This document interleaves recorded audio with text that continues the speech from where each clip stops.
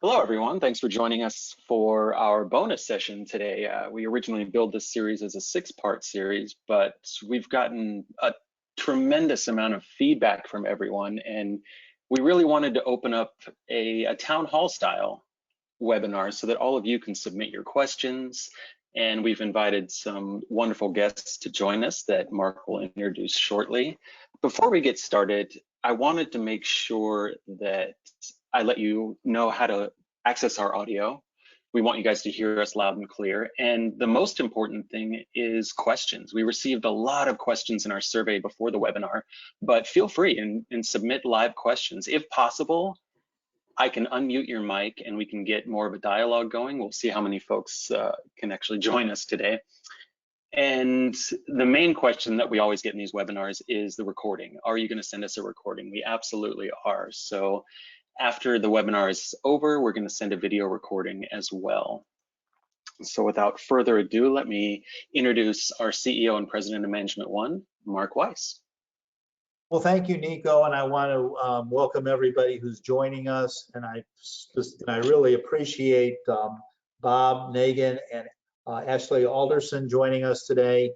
You will not meet two people who are more devoted and more committed to our retail community than they are. They eat, live, breathe, sleep, think about how to benefit small retailers. Their lives, their staffs, their people are committed to you and your success. And their unselfishness in the last, since all this started in sharing and communicating and providing great content has been remarkable. And we're very proud to be associated with them.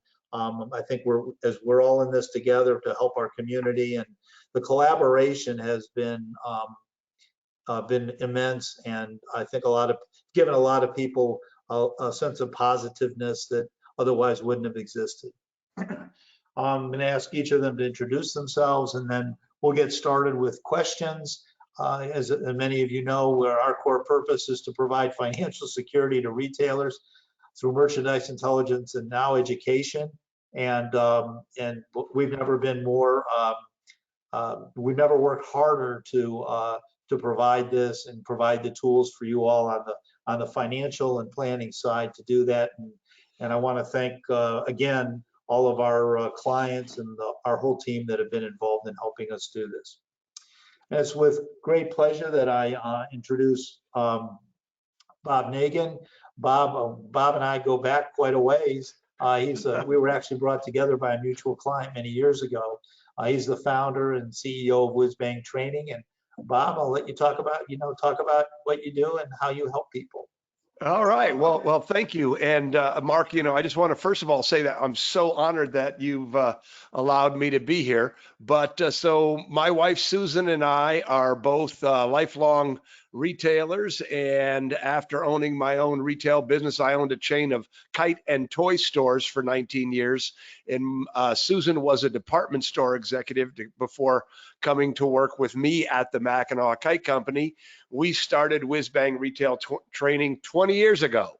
And, our mission is to help small to mid-sized independent brick and mortar retailers run better businesses, because we know that when they run better businesses, they have better lives. And that's what it's all about. It's all about having a better life. And we have products and programs, and we have a big conference called the Retail Success Summit. But everything we do is sort of built around mindset, motivation, and most importantly, programs and products that give retailers the skills they need. Well, thank you, Bob. And You're I'm welcome. also very pleased to introduce Ashley Alderson. I think again, Ashley and management, when we got to meet, I think through Doug Hilfiger, affiliate of ours, and some mutual clients. And you've created an incredible community, Ashley, and we're just thrilled to have you with us today. Mark, thank you for inviting me. I'm honored to be here, honestly. We love our partnership with Management One, and in the spirit of community over competition, which is really what the Boutique Hub is all about, I feel like our entire industry is all about community over competition. And Bob, like you said, the mission of helping people. I also believe that when we help a business owner, we help you, your family, your staff, and therefore your entire community to have a better life. and more opportunity around you. So what we do at the Boutique Hub is our mission is to be the central connection point of the global boutique industry. So we help retailers, we help wholesale brands, and we help industry service providers all connect on our platform. We also put together lots of education inside of our membership. We negotiate discounts and offers and money-saving opportunities for all of our members so that you're treated the same way that a Nordstrom is treated when you walk in the door. Also, we put on a great conference called the Boutique Summit and a little project we call the Boutique Boss Planner, which is also a day planner for boutique owners. But lots of tools, but our mission is just to get you every tool you could need together on one platform. And if we don't have it, we're going to connect you to someone else who does so that we can together strengthen our industry. And I want to thank you, Ashley. I just, the tools that Bob and Ashley and their teams have created have been an immense help, especially to a lot of our clients today. And we've, I think reaching out and using the tools that have been created that have been already succeeded in a lab benefit everybody. So we're all facing a new reality, and there's nothing new here. Our customers have adopted short-term behaviors in the pandemic that may become permanent. We may go through a wave of relaxation and suppression. We don't know, but we have to be nimble and adapt to it. Consumers are gonna emerge from the pandemic in a new economic reality, and changing their behavior is going to be profound. Many of you have already accelerated the things that maybe you would have done over the next couple of years, but you're doing them now digitally and through e-commerce, which I think is great. We're going to talk about those today. And I think that a significant consolidation of retailers will also, we talked about this before the webinar started. Bob and Ashley, Nico and I were just talking about that the landscape for the future for independent specialty retailers may be more positive than it was before COVID-19. Mm-hmm. Mm-hmm. So amen. Yeah, so I asked Bob and Ashley what questions they'd like that they're most hit with, and we're going to start with that, and then we're going to open it up to the town hall. So already facing this, Bob, this was one of the questions that you're being asked a lot. Already facing what many call the retail apocalypse of 2019. How can retailers emerge from COVID-19 and succeed? What opportunities can we get out of this pandemic? Sure. So I think that the retail apocalypse, I think it was clickbait in general. There were a lot of store closings, but there was also a lot of really good things happening. And I think what was happening before the pandemic was mediocre stores were failing for a myriad of reasons. If you have a mid-sized chain and you provide mediocre service, poor service, bad merchandising, lame mix, you're going to get what's coming to you. And I think that, so this whole thing accelerates it. The stores that weren't great, their demise is going to be accelerated. New York Times just did an article on the fact that department stores, particularly luxury, are in a world of hurt. Sears and Penny's are in a world of hurt. So there's going to be a lot less stores. Not only are there going to be less storefronts, there's going to be less square footage. And what that means is that there's going to be more opportunities.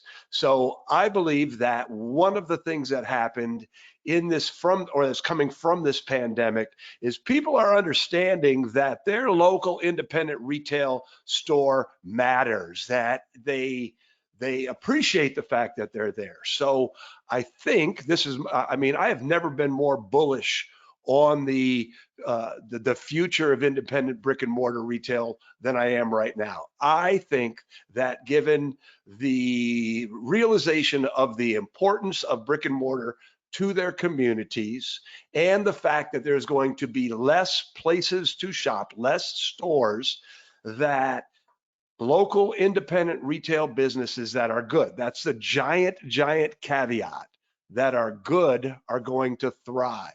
But now, what does good mean? This is where I think the rubber hits the road. And I know that Ashley is going to talk about this, but what we're seeing in our community is people who wouldn't have dreamed of doing a Facebook Live are now all over. You know, they're doing live on social media, they're doing clienteling, they're changing the way that they're behaving to adapt to this new reality. And, you know, for lack of a better term, I'm calling it omni-experiential, because a lot of people, you mentioned it, Mark, a lot of people aren't going to want to shop in a store, but a lot of people are dying to get into a store right now. So the good retailers are going to recognize that they need to meet the customer where the customer wants to be. And, you know, so it's going to be, when we teach, you know, mindset, retail mindset, we teach this thing called WWMCW. What would my customer want? And I think WWMCW is going to be more important in the future than it ever was, because the whole world has been turned upside down and shaken up.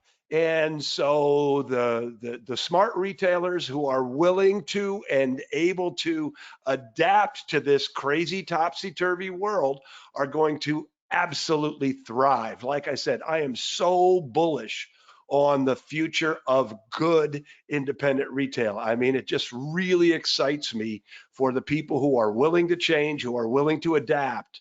I think the future is incredible. Okay, Ashley, what's your thoughts on the future of brick and mortar? Well, I love your thoughts, Bob. I completely agree with you. And I think about that clickbait of the retail apocalypse is really the reinvention of retail. And I think what we see by some of those stores that were failing is that truly the customer agrees with the sentiment that people want to do business with people. And so now I think the new normal of retail is, how do you as a retailer create an even more personal, authentic, and empathetic brand that really reaches your customer on a new level? And so you're right. For me, I think about omni-channel, I think about Facebook Live, I think about mixing brick and mortar retail with e-commerce, and what does that really look like, and is that possible? And I think it starts with a couple of core principles. If you're a brick and mortar store and you're thinking, oh my gosh, how do I start to reach out to my customers online? A couple ways to just put your toe in the water and really start to grow right now. Number one is engaging content. So we have more people online than we've ever had at all hours of the day. Every homeschool mom is also secretly checking her Facebook and shopping while she's trying to figure out what Google Classroom is.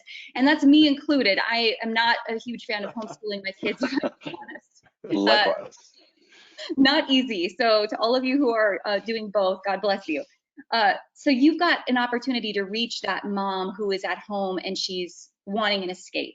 So engaging content, what that means is, how do I relate to my customer, not just by the products that I'm selling, but as a real human? What are you cooking for dinner tonight? Right? What's your quarantine chic go-to outfit? How can we create a capsule wardrobe in our closet and do a closet clean out challenge together? And then how can I move that toward the direction of either clienteling or Facebook Live and comment selling, or straight to e-commerce in my website? So it's just starting with really knowing that your customer wants to do business with you as a person, and you've got to be the spirit leader and the engaging, authentic leader behind your brand. That's step number one. Step number two, if you aren't already comfortable, like Bob said, doing Facebook Live, you might, want to throw up in your mouth a little bit the first time. That's normal. It's okay. But once you get on video, your customers are going to love it, and you're going to love it. And if you're just real and say, hey, you know what, this is my first time showing up live, but I'm here to serve you, your customers are going to be right there with you. It's just like serving your customer in a dressing room. It's just like filling her with confidence and helping her overcome her fears and helping her understand fit and how to dress her body type. That is all possible through video. So just taking that next step and next opportunity. And then if you want to go in the direction of e-commerce, you kind of have two great options right now. Number one, if you want to go through Shopify, if that's something that integrates with your point of sale system and you want to go the route of having an online store, there's that. But if you're not quite ready, but you are comfortable with video, maybe comment selling is what you want to try, whether that's through a program like Comment Sold, or if it's just saying, hey, drop your email address or send me a DM and I'll ship this to you. There's definitely ways to get your customers your products, even if they can't come in your store right now. Can I jump in for a second, if Mark?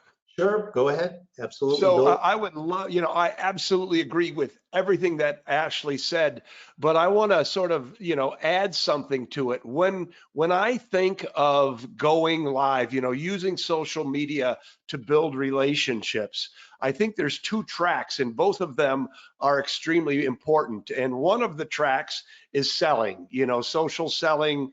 Ashley mentioned, comments sold.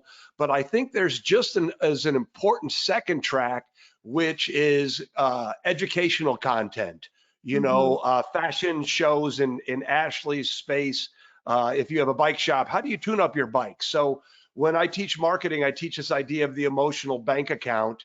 And, I believe that you should have both, that you should sell online. And I 100% agree with Ashley about being authentic and being real and just being out there. But I think if you add to that emotional bank account by giving them information that's entertaining or solves a problem or, scratches an itch even, a fashion itch, a biking itch, a travel itch, I think you're going to get even more play when you go and actually ask for the sale.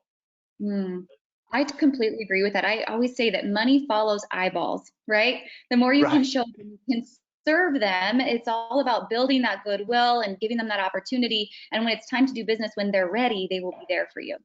That's right. I agree. Yes. There's a downside to social media too that I'd like to hear both of your thoughts on, and that's the public shaming that goes out when stores open too early or people have opinions about things. And we saw it with some of our clients who weren't at shutter in place, and they stayed open and they were trying to practice social distancing, but they got there was a lot of public shaming of them, and they took it very personally. And I'd like to know some of your thoughts about how to deal with that, because social media puts a lot of peer pressure on retailers. Yeah, I would jump in there, and I agree. I'm seeing that a lot in our community every single day. But I would also say that, you're not a business owner unless you have some sort of thick skin, right? And you know that in your heart of hearts, you have done everything that you can do to prepare. You've cleaned every aspect of your store, you're practicing good measures, you're following all the guidelines. And at some point, there's going to be trolls on social media, good, bad, or indifferent. And so the more you can take that with a grain of salt, give them a respectful answer. And then if you have to block and move on, if it comes to that point, just know that, you're doing something right by getting busy and getting present. And those things are going to kind of come with the territory. Yeah, I would agree. Haters gonna hate, and there's a couple things that need to happen. One, you first of all and foremost, and Ashley alluded to it, is you need to be a good human being. We're not just chasing the dollars. We're trying to make money and be safe at the same time. And if you can communicate all of that clearly, you respond on social media, you move on, you make sure that your signage and your messaging through social media, through email marketing, makes it very, very clear, not only how you feel, the fact that you're being a good member of the community, but what you're doing, specifically what you're doing. And I think that most importantly, to Ashley's point, you're a business person. You can't take this stuff personally all the time. And I know people have a hard time doing that. But, when you're an entrepreneur, it's one of the things that you sign up for. So, being able to, get up, brush it off and say, yeah, I'm not liking what I hear, but, I have to do what I have to do. As long as you're first and foremost being a good human being, I think that, I concur with everything that Ashley said. Grace is the word, right? We all can take a little bit of grace and share. Yes.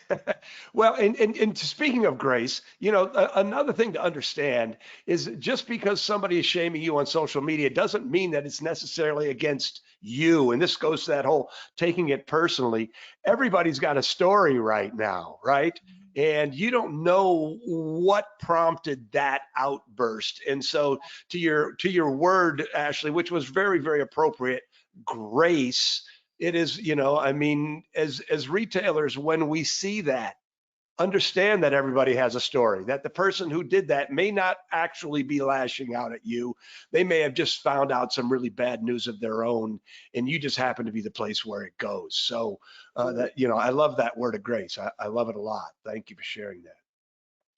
One of the questions that I get asked a lot is about the PPP money and employing people and rehiring people and unemployment. The unemployment in for some stores, the unemployment that money that their employees are getting is greater than what they were being paid.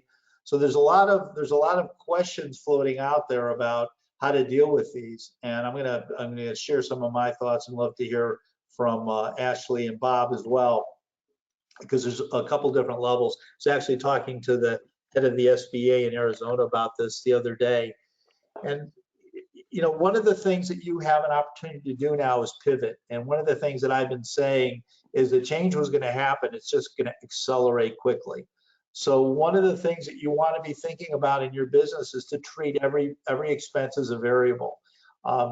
Your cost of goods sold is going to be, your purchases are going to be a percentage of your revenue, which is, you know, where we come into play at Management One. Your vendor negotiations, your employee negotiations and paying them, it's got to be based on performance base. You can't subsidize, in my view, you can't subsidize their performance, but you can certainly incentivize them for their ideas and find creative ways to pay people. I think some of the best ideas that we're going to see, we're in an age of where creativity is going to matter. And when you're looking to rehire people and you're concerned about having enough, you know, being able to spend your PPP money, for those of you that have gotten it and those of you that will get it, you've got to think creatively about your payroll and how you use it and how you spend it. They're going to look at how many people were employed on 2/15/2020, and they're going to measure that for the forgiveness side of it. So if you have people who aren't coming back to work, you've got a whole new pool of people to think about, people you might have been thinking about before. I think Bob alluded to that earlier in his comments. You also have an opportunity to bring on creative people. You have the PPP money frees up some of your other money to spend on marketing and doing other things. So because your payroll is covered for the next 8 weeks. So the PPP money used correctly really does open up the door for you to do the things that you may not have done before and accelerate all that. I've talked to some retailers about, listen, you'll find out who really likes connecting with the customers and using virtual selling, and you can double the commission or incentivize them at a higher rate. So the money that's available that you didn't have before really gives you a fresh start and a new opportunity. Bob, Ashley, if you have anything to Sure. Go ahead, Ashley. I'm sure you've got some great insights, and I've got a couple of things to share, but go ahead. By the way, Mark, I absolutely agree with you. So I just wanted to share that first. Yeah, absolutely. You know, I think, Mark, I think you guys do the best job out of any of really drilling down and to understand how to make those variable expenses and really how to dig into what is your break even and what do you need to do financially. And because I know you're so great at that, I'm going to offer the flip of that. And in addition to that is we all know we can't grow a business by just eliminating expenses. So as much energy as we put into understanding where's the PPP money going to go and how am I going to bring in new people, you know, to meet that requirement of how many people need to be on payroll in order for it to be forgivable, I want you to also keep in mind how much energy can I likewise put into building a new revenue stream. So we've got to run lean. We've got to figure out how our operations are going to look different moving forward. But now, where can I bring in more revenue and not just focus on eliminating some of that expense? So going live, again, comment selling, or figuring out a new way to show up so that you can pivot and not just pause in the moment that we're in. Right, and I agree with that. I mean, I think that I've never been one to cut expenses. I've always been one to look at expenses in a reasonable manner and apply them. And I think, and I agree with you, Ashley, you have an opportunity to seek out new technologies and new ways of doing things, because basically your payroll is covered by the government for 8 weeks. So what an opportunity to create a test lab and explore new ideas and new avenues and new ways of selling product or selling other products. So absolutely, you should use this as an opportunity. And I like the idea of flipping the thinking around. It's a great way to look at it. Bob? I like it as you also mentioned. Well, one more quick thing, just as you know, we're thinking about bringing on staff or even just evaluating the payroll that we're making right now, Mark, kind of to that point of as long as we have the right people on the bus, we can always adjust the seats on the bus. So what a great opportunity to decide if I am going to bring on a new revenue stream, who do I have on board right now? Where do I need to shift their responsibility to be responsible for that? Or maybe where do I need to come in and make a new hire that has that expertise and have their payroll, you know, expenses paid for 8 weeks to help cover that new opportunity that we're going to implement in business.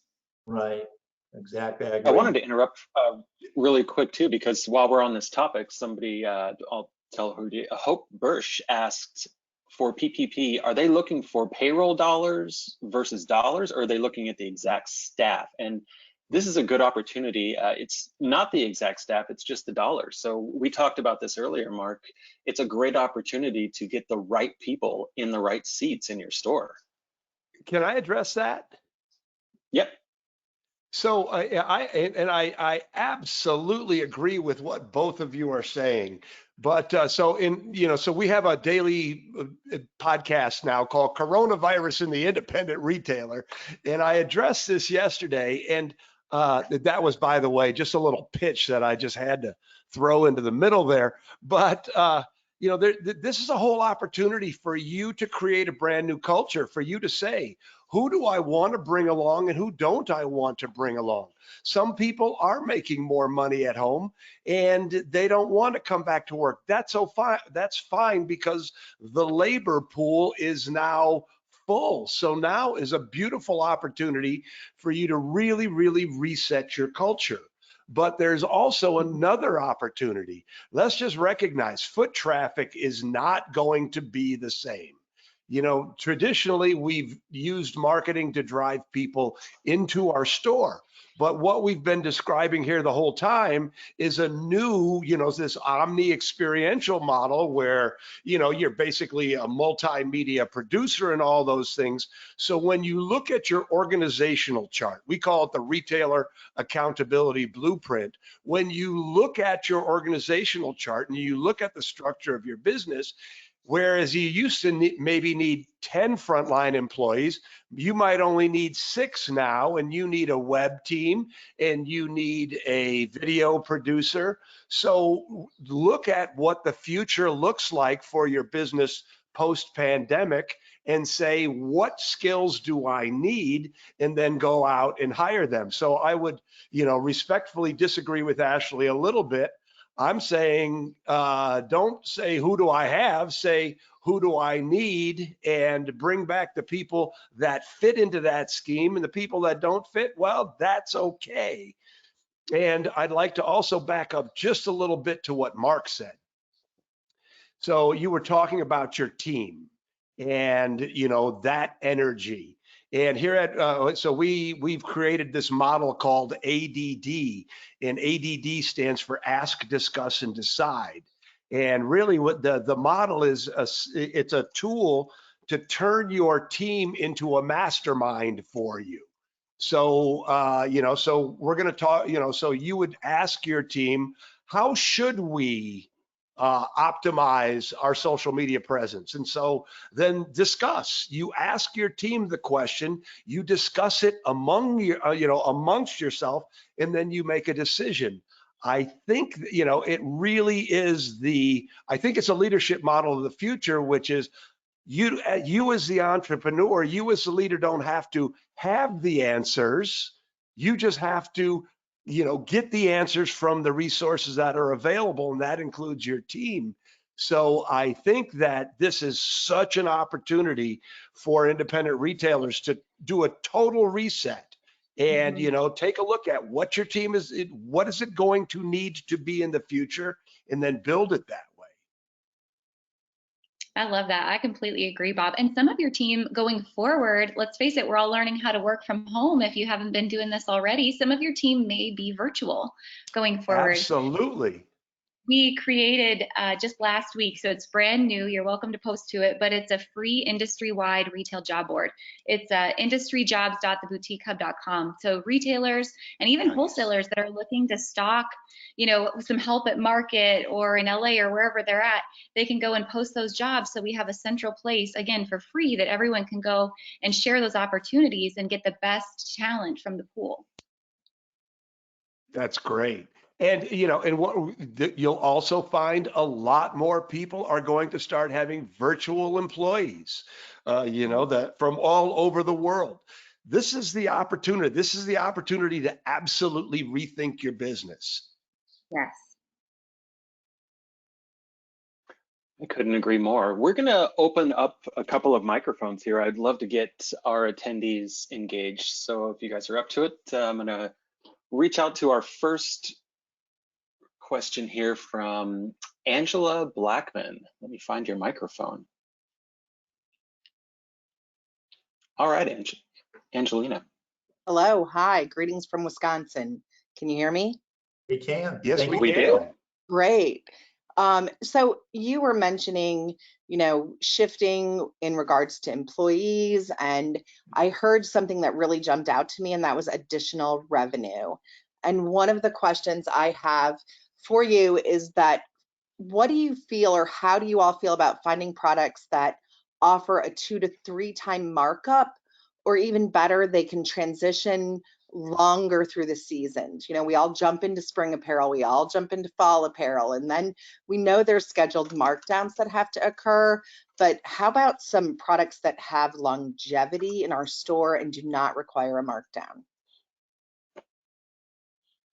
Well, I think I'll start answering that question. I think that one of the things that we're hoping to see out of this, and I've talked to many retailers and I've also talked to many wholesalers, is that we see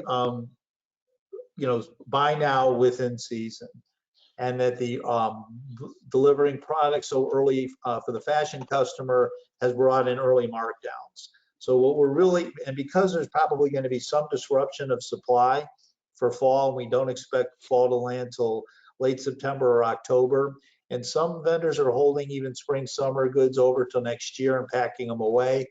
There's lots of opportunities to do a lot of new strategies. So to the extent that you can find product and get a higher initial markup, I think that's great.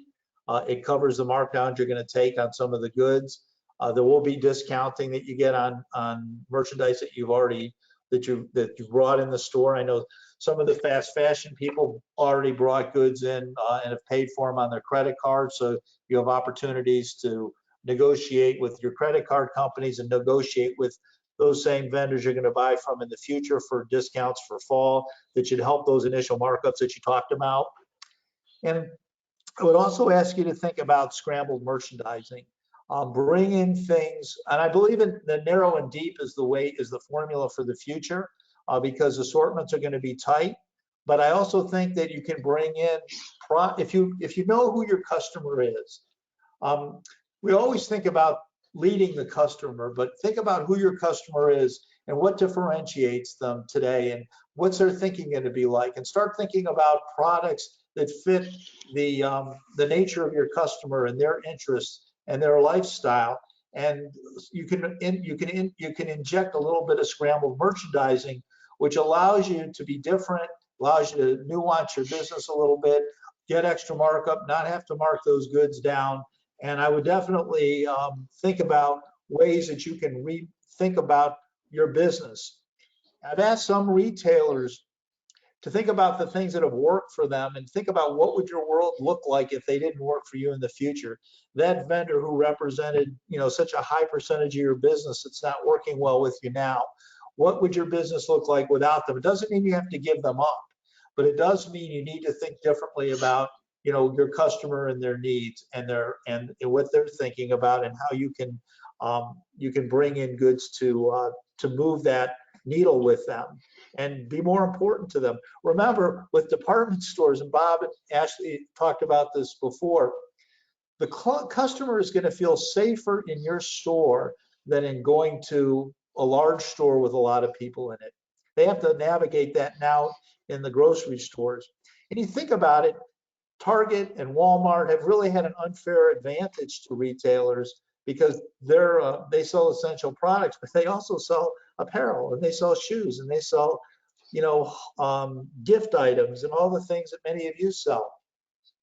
So I think that there's going to be a desire to return to stores like yours where there is a safety component and where they can feel comfortable, and you have a real opportunity to differentiate yourself. So I think that I know it's kind of a long-winded answer to your question, but the merchandising strategy that you employ once you open and into the future is a brushstroke, a wide landscape that you can create newness and do some things a little differently than you did in the past. And can I just add, I think there's going to be a real opportunity to, there's another trend that I'm seeing is people are really looking to buy American and buy local. And it's getting past the rhetorical and it's getting very real. And so, I think you're going to find a lot more. So Angelina, it sounds like you're in fashion. So you're going to have a lot more opportunities to find local artisans and local makers. And those represent real opportunities to not only embed yourself in your community in a deeper way, but to Mark's point, sort of extend your merchandise in a way that's interesting and fun, and that will generate goodwill. Okay. And Angelina, I'm from Wisconsin, so go Pack Go, number one. Hope that doesn't offend anyone else on the call. We don't care if it offends them, do we, Ashley? No. No, you got it. So the other thing I would mention is that specifically in the world of fashion, I think we all get caught in this trap of what's new.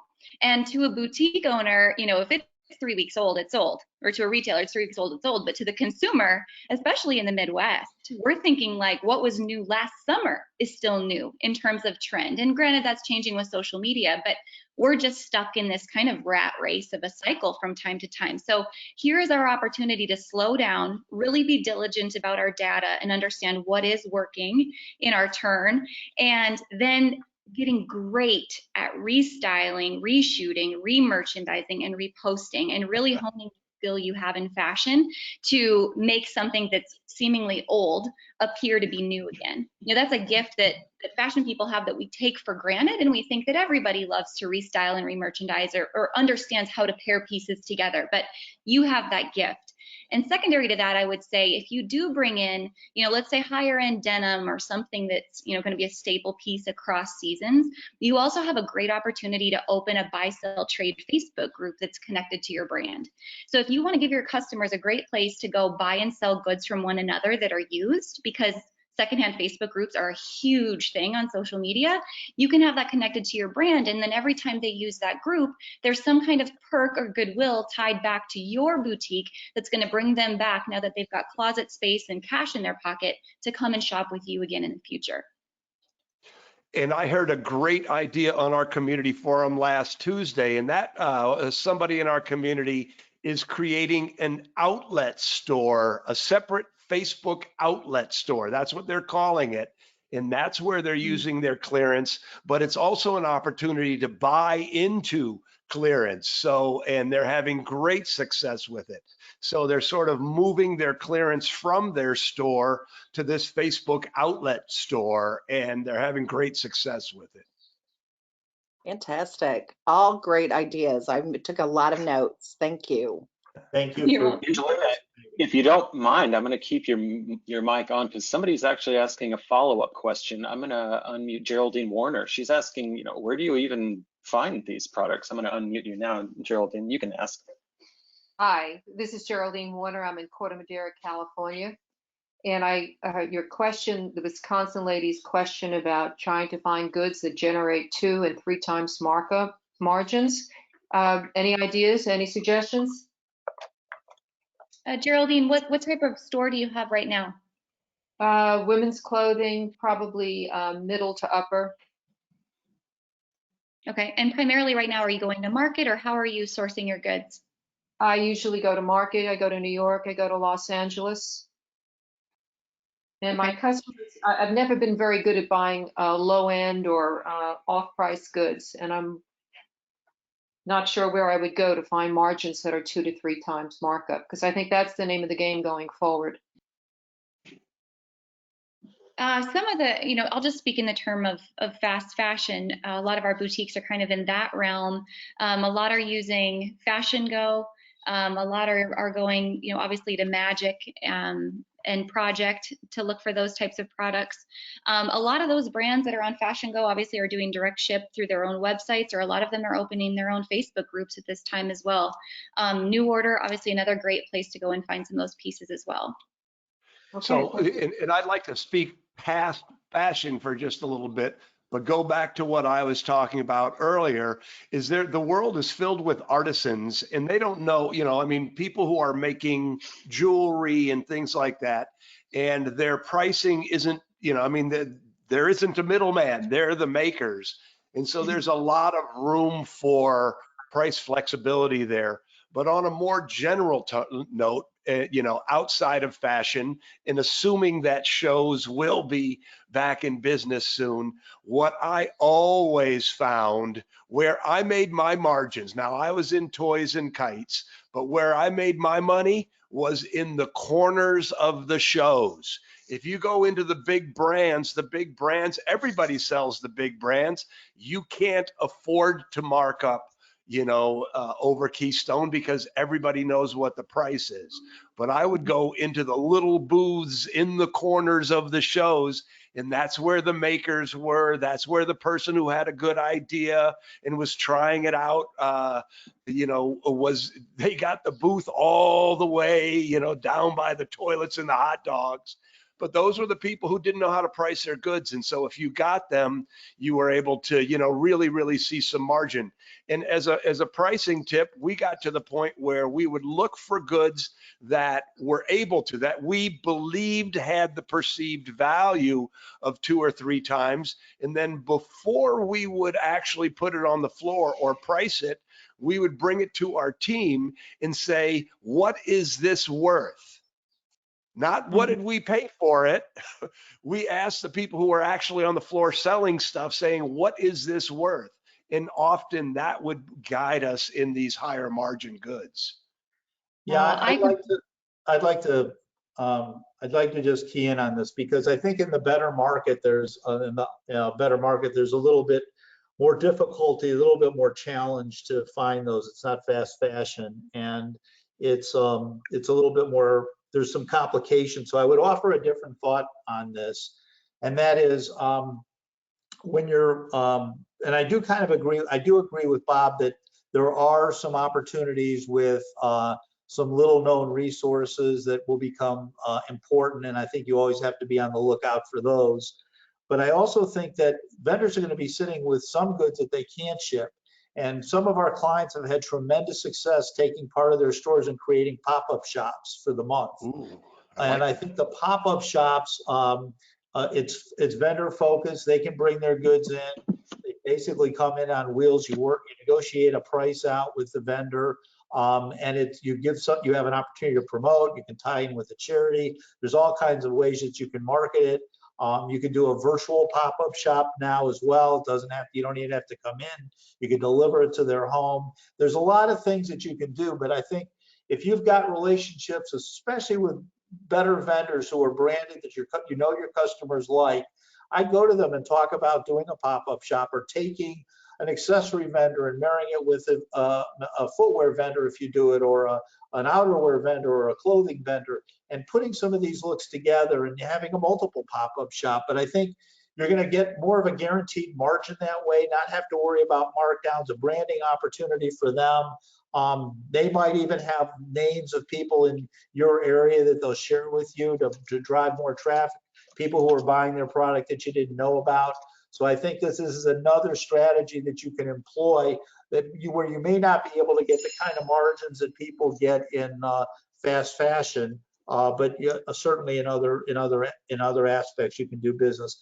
And I also think we've got some stores that carry high-end goods, and they bring in product that is similar, that fits their customers' needs.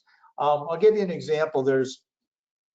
I can't remember the name of this. It's a high-end leather manufacturer that creates wallets that sell for $700 or $800. One of our clients got an artist that works in the studios for Walt Disney, or one of the big people, to do cartoons on their wallets, and they bought them at full price at retail, but they're selling them for $1,700-$1,800 because they have these great personalized cartoon characters on them, and they're just amazing, and they can't keep them in stock. So I think out of the box in terms of who your customer is, what they'll pay for.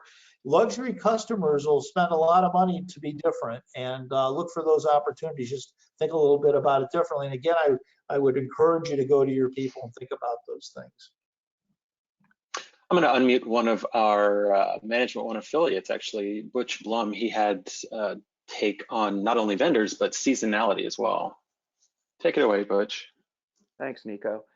I would just, add on to what Mark was just saying. And I think, there's been some questions from retailers about how to get extra margin in these times. I think part of it is as Bob pointed out, in the selection process.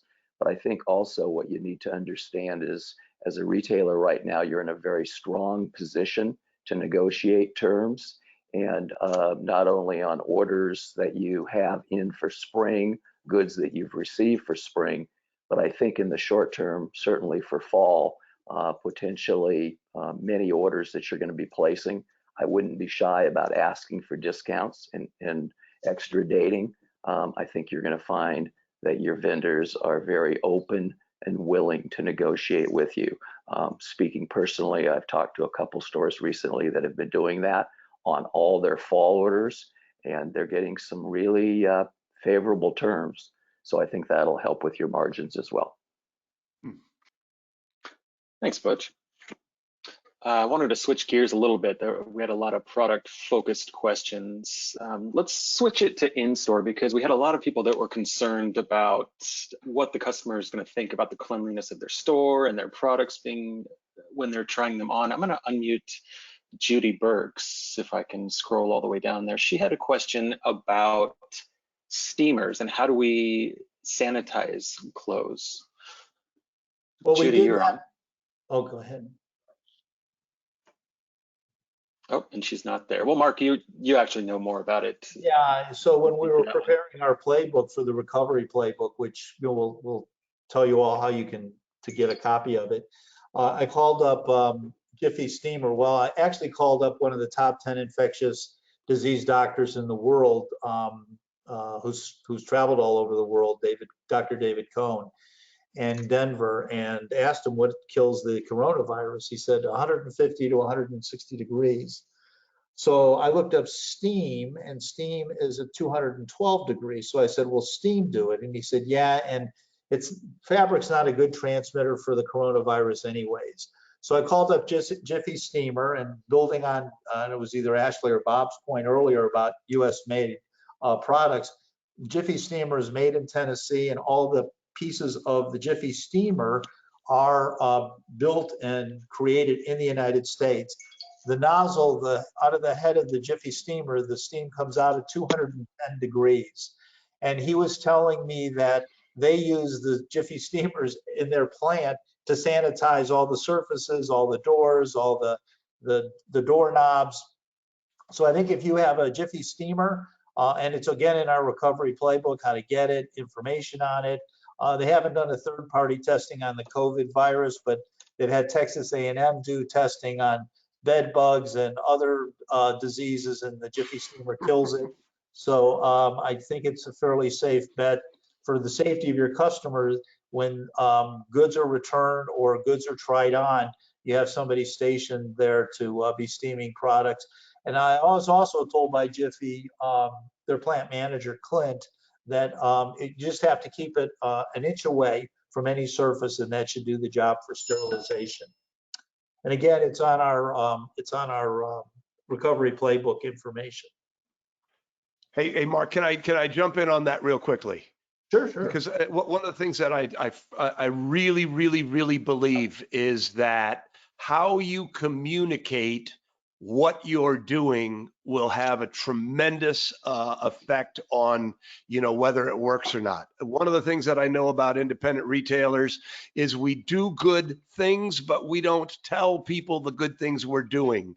If you are being a good human, being a good citizen, and you're working hard, you're doing all these things, make sure your customers know it, because people are nervous, and if they understand that you're going, all the way, the extra mile to make sure that they're safe, they're going to feel better about shopping with you. So communication is really important in this situation, I believe. Bob, that's actually a great segue, because Madison Morden had a question on communication. I'm going to unmute her mic right now. Madison, are you there? Yes. Hi, how are you guys? Good. How are you? Madison? Good. So I have had a lot of concerns, you guys touched on it, but just public opinion and getting caught in between people's frustrations. And so I was wondering, I'd love from you guys like a prompt or checklists, and obviously it's gonna be different for every store, but just like certain things we should touch on when communicating with our customers about reopening. Well, I'd like to jump in, and I think if we go to the next slide or two, we've put together a playbook of information of what to communicate to not that slide, but the recovery playbook.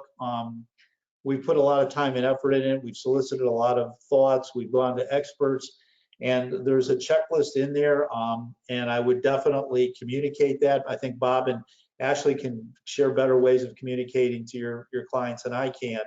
But we've covered just about, we're looking at all the stores, at the grocery stores and the things that they've done. We're looking at all the things that you need to do to train your staff to communicate correctly. We've looked at the things that you need to do within your store to create a safe environment. So hopefully we've covered it all. I'm sure we've missed some things, and we're going to continue to update it as we get live feedback from the stores. So this is at no cost. We've spent about 2 weeks putting this together, and we hope to have it out to everyone that's interested in it in the by Friday, I think, if I'm correct. Is that correct, Nico? Correct. Yeah. And thank you for saying it was no cost. This is definitely not a sales pitch. We just want to give this information to all retailers. Yeah, I think safety is everybody's number one. This is going to obviously be an influencer in the behavior of how customers respond. So obviously we want to be very cognizant of that. We're almost running out of time. Oh, I'm sorry. No, go ahead, Bob. I was just going to ask Bob and Ashley for any final thoughts before we wrap up, because we've got one more thing to share, and then we want to just thank everybody for their time today. It's been, I know we could go on for hours. Very few people have left, so I know it's been an engaging conversation. Well, I was going to respond to Madison, but we can move into the final stretch. Ashley, go ahead. What are your final thoughts? Well, Madison, I just want to drop this really quick. I think that this is an awesome opportunity. Mark and Nico, thank you for sharing this. I think putting together just like a little kind of a statement of the actions you're taking and kind of your COVID response, if it is, and making sure that's in the footer of all your emails. It's on your Facebook, like header graphics, cover photos. It's on your website. It's on your receipts. It's a little slip when people do come into your store. Like that statement is just always there, reassuring your customers that they can trust you as we move into this new normal of what it is. But kind of parting thoughts, I guess, big picture wise, again, I just encourage you guys to think about what is the pivot, not the pause in this moment, and what's the new opportunity for you. I think, again, going back to having grace for yourself, for your staff, for your community, for your leaders especially, and for your customers, because everyone's trying to navigate what the new normal is. But man, what a great time to edit and audit the life and the business that you've created so far. Like, is this how I really want to be operating? Is this the team that I really want? Is this the way that I want to build my revenue streams, or is it something different? Now is the time to change all of that, and at no harm, no foul, right? There's no failure at this point. It's everyone is on the same page of trying something new. So I think there's never been a greater opportunity to just really rewrite your own playbook and what that's going to look like going forward. And the sky's the limit. We're seeing a lot of retailers that are having record months right now because they've pivoted and adjusted to what this new normal is going to be for them. So I know that opportunity is there for every single one of you. And I just want to be your cheerleader and let you know that I'm here for you. I know Bob is here for you. Management One's here for you for every question you have along the way. But we're excited about what this means for independent retail. Well, I don't need to say anything after that. No, that was perfectly said, Ashley. That was perfectly said. I believe that what you said, for 5 or 6 weeks now, we've all been in a crisis mentality. It's time for us to shift into an opportunity mentality. And I have never, as I mentioned several times here, I've never been more bullish on the future of independent retail than I am right now. The world's changing, and those of us who are willing to reinvent ourselves and to really scale up and skill up, it's going to be wonderful. I couldn't agree more. I think that Nico, did you want to mention something? I'm sorry. Yeah, I just wanted to add one thing to what Ashley was saying, that this is a great opportunity to write your own playbook. On screen now, we have our playbook. We're not promoting this as a Bible, as things that you absolutely should do. We're promoting it as guidelines, and we want people to take this knowledge and adapt it and evolve it and really shift it to fit your business. That's the main purpose for this. Yeah, and we have there's a lot of questions we didn't get to. Some of those questions are being asked and answered in the playbook. As we get questions that are consistent, that we get a lot of number of questions on, we're going to post those. The playbook is going to be updated constantly as information unfolds. Honestly, there's new government regulations every day. We're in touch. We try to stay a quarter of a step ahead. Sometimes that's hard to do. I would also caution you to, for information about any of the government-funded programs, to stay current on the Treasury Department site, which we have on here. I did have an opportunity to have a conversation with the head of the SBA in Arizona, and he did caution about this information from a lot of sites. And when it comes to PPP money being forgiven and how the EIDL works and other things that may come about, check government sites for the best possible answers for those. And then as we were doing the recovery playbook, I was starting to think about how hard it is for us to get some of the PPE merchandise to open safely. So Bob asked me, are we going to be selling products? No, our goal is not to sell products. We're in the business of merchandise planning. Slat wall, Mark. You need to be in the slat wall business. I'm not going to be in the slat wall business, Bob. I'm not interested in that. But what I'm really interested in, what we really tried to do is say, is there a way we can source product for stores? And we decided the easiest way to do it, if we do this, is to just sell them in a kit and make it simple. We were able to source from one of our clients whose husband owns a industrial janitorial company.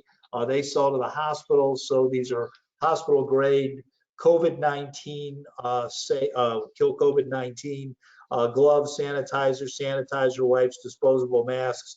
Again, we're not in the business to sell product, but we are in the business to make sure that when you open, we're doing everything that we can to help supply you with not only the education and the planning and all the other stuff and all the great stuff Bob and Ashley talked about, but also if you're interested in this, let us know by this website, just so we have an idea of what to order.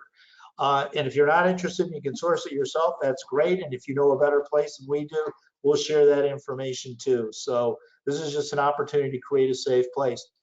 One last thing, there's something that Ashley talked about in her final talk, and that was cascading messages.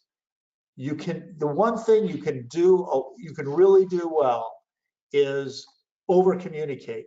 Not just over communicate to your customers, but over communicate to your staff, to your vendors, to the people that you're negotiating with, so everybody gets it. Don't leave anything open to for people to assume or make up their own stories.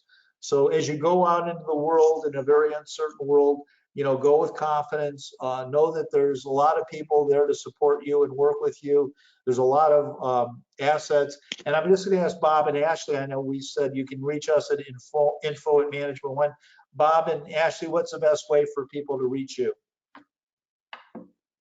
Go ahead, Ashley. You can reach us at theboutiquehub.com. Myself personally at ashley@theboutiquehub.com. We also have a podcast if you want to check out some more tips there, but happy to help you guys anytime.